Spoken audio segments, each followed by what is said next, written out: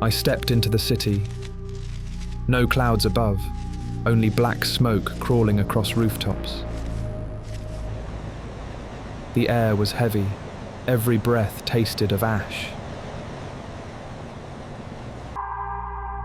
Gas lamps glimmered like fireflies, fragile lights trembling in the dark.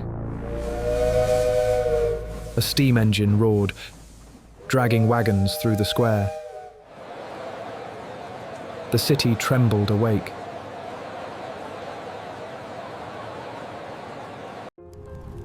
Then came the first electric bulb, cold, bright, beautiful, and terrifying. Factories lit up like day, gears grinding through endless nights. I pressed the switch. A click. Light burst across the room. The future began here. Faraday spun a copper coil. Sparks danced. The world shifted.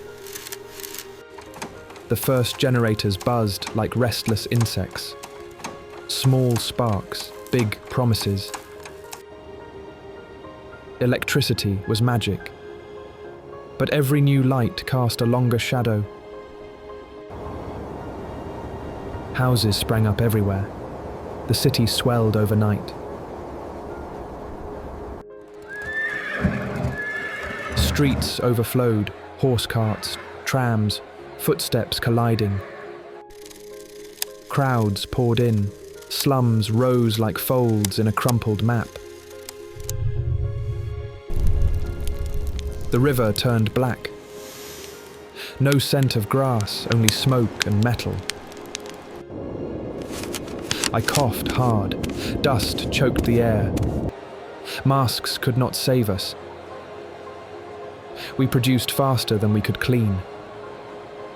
Progress ran ahead of reason. Faces glowed under flickering lamps, tired, hollow, uncertain. Crime hid behind the light. Even darkness learned to wear a smile. The papers cried, "Crisis in the city," but the machine never stopped. One spark, one fire, a factory turned to ashes. A child shocked by a switch. Light could kill too. With light, machines never slept. Workers forgot what night meant. Hospitals overflowed, lungs filled with dust, children gasping. The poor could not afford electricity.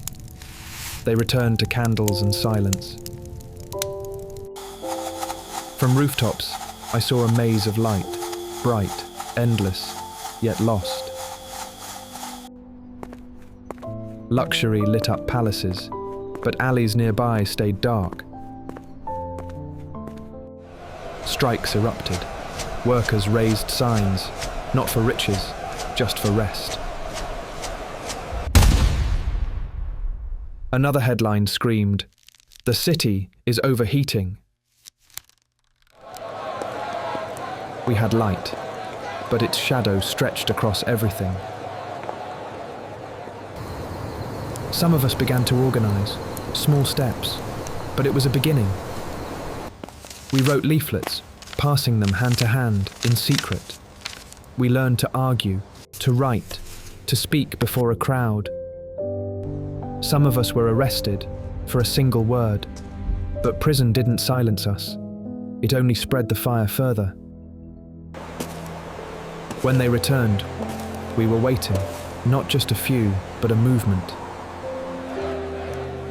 We no longer whispered. Now we sang in the streets. We weren't just fighting for the light, we were fighting for the right to live in it. We formed a union to protect one another. We demanded fair hours, days of rest, and safe conditions. Some owners listened, others turned away.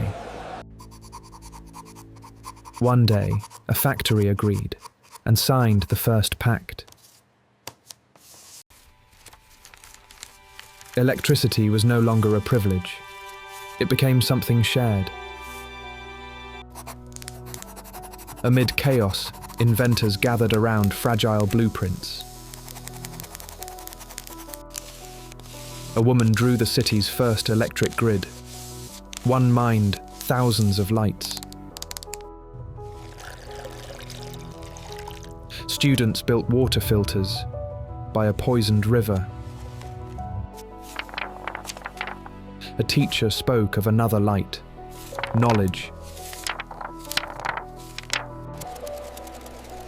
Science fairs buzzed with tiny motors and enormous dreams. New gas lines replaced smokestacks. The air grew lighter. A classroom glowed with power built by children. We built flashlights, hope we could hold in our hands.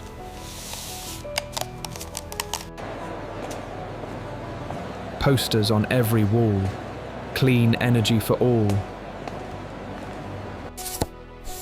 Schools taught invention, not obedience. I began to believe again. We returned to work, but now we had a voice. Pylons marched across hills, wires like veins of the land. Villages spoke to cities. Invisible voices drew a new map. In the park, adults and children studied electricity together. A small windmill spun in sunlight, a fragile beginning. A boy built a flashlight, small light, long reach. Children imagined solar engines, wind machines, future in their sketches. I wrote in my journal, light should guide us, not burn us down. Trees grew again by the river. Water ran clearer. The city exhaled. For the first time, I was no longer afraid of the light.